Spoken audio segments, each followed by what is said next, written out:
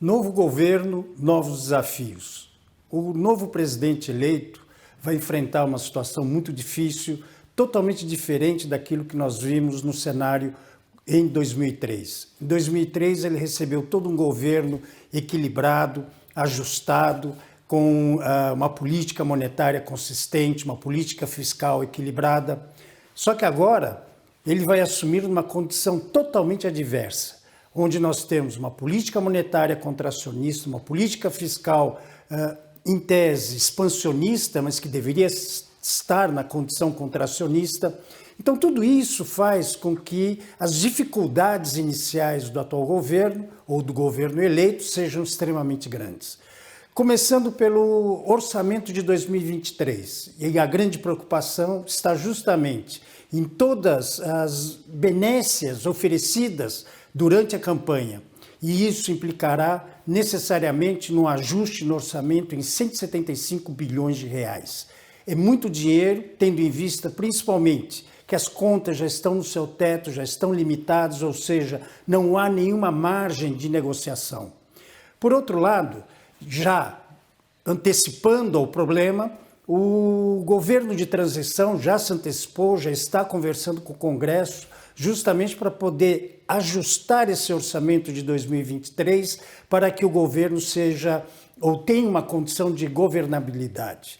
Por outro lado, quando a gente observa o setor externo, nós sentimos, né, pelo menos logo após as eleições, que acho que o mundo estava com saudades do Brasil.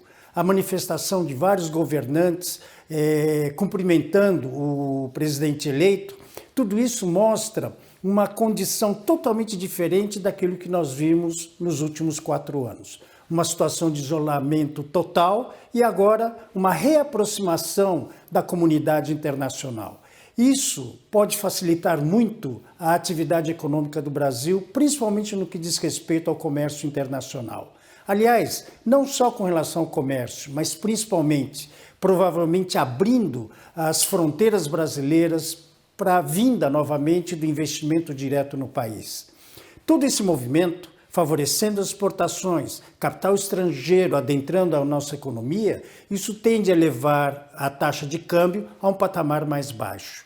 E isso acaba, pelo menos neste momento, favorecendo a nossa economia, principalmente no que diz respeito à importação de bens intermediários que alimentam a nossa indústria. Isso poderá impactar em custos de produção, reduzindo os preços ao final do processo de produção, contribuindo então para um controle maior da inflação. Não digo controle, mas fazer com que os preços naturalmente se arrefeçam.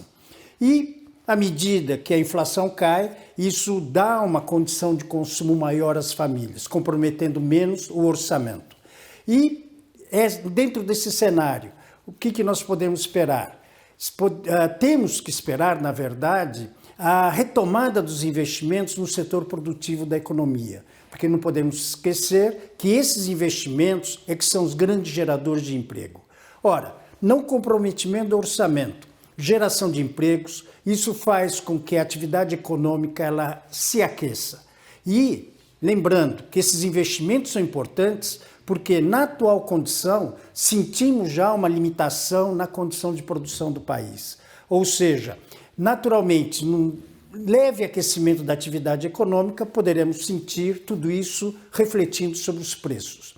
Então, à medida que os investimentos são realizados, novos empregos sendo gerados, uma melhoria de renda, melhorando as condições de consumo das famílias, então isso vai fazer com que o nosso PIB tenha condições de ultrapassar essa limitação que ele possui hoje de 2%.